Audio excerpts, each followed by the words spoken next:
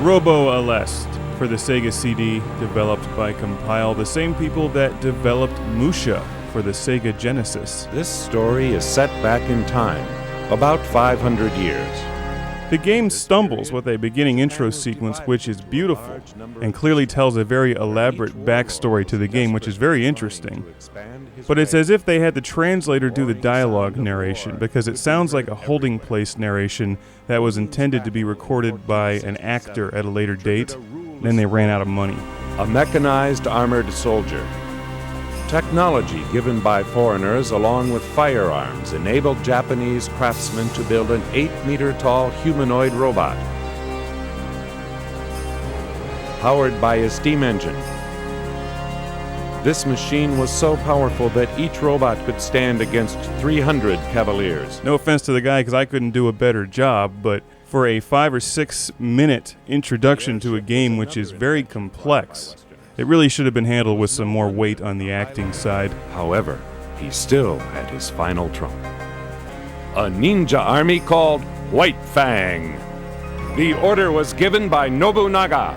Only they can overcome this desperate situation. But that's a minor gripe. Once the game begins, you're thrown into this non-stop vertical shooting action, which is truly superb.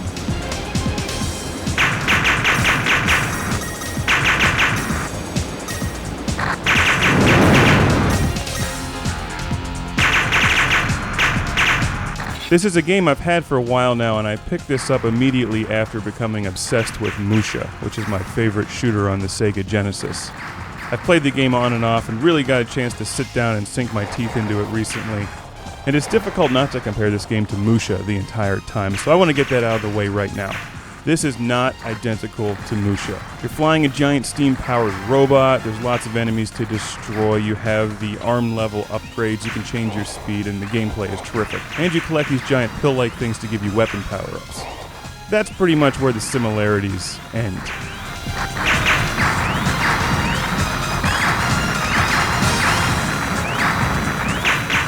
I find the gameplay in Robo Aleste is terrific. It's faster than Musha. This is a more difficult game than Musha.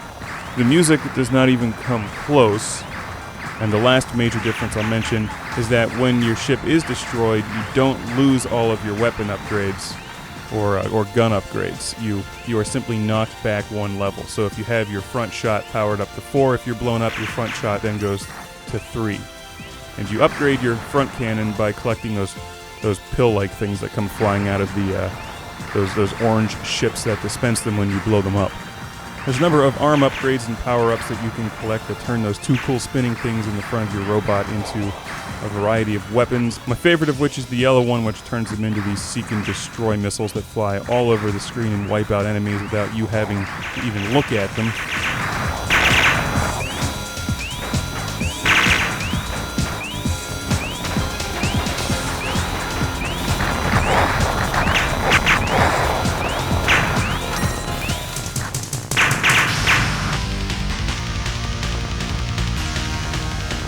The silver one gives you very powerful front laser cannons. There's the green one, which gives you like a spread shot. And then the gold one gives you something like a shotgun blast that flies all over the screen and is nice for taking out enemies at your side.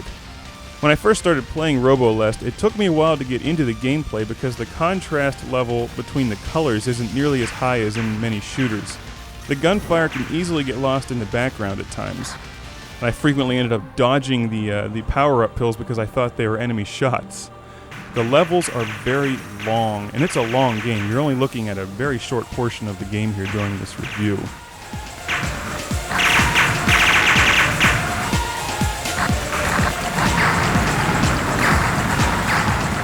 Robo Aleste should pack hours and days of challenging entertainment for you if you like shooters. Don't go into it expecting Musha 2, but do go into it expecting an awesome shooter which is lengthy, sizable, and complicated, and will require a lot of gameplay to master. Although I'm not showing it much, you can shoot those two front spinning things out across the screen to also wipe out enemies. That's a trick that I don't think I've really mastered yet. Repeat playing the levels and knowing what to expect is definitely helpful in getting through this game without getting your ship destroyed. And obviously you want to keep your weapons as maxed out as possible for some of the more complicated parts and end bosses. The game has adjustable difficulty settings and continues if you'd like to practice levels, and a very complex storyline if you'd like to follow it. Personally, I tend to ignore those things and just concentrate on the shooting, but it's as if they tried to give this thing a storyline which would fit into a movie like Samurai Banners, except with steam-powered robots fighting air balloons with laser beams 500 years ago in feudal Japan. Not impossible, yet highly unlikely.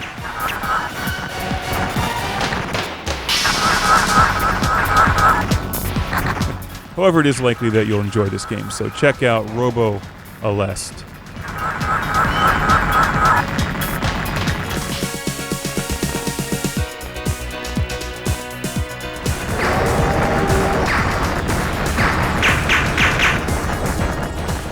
As I did the research to find out the exact heritage of this game and how it fit in with Musha, I found out there's a number of other Aleste games out there, so apparently I've got some hunting to do because I really enjoy these games, or at least the two that I've played so far. Very high quality shooters.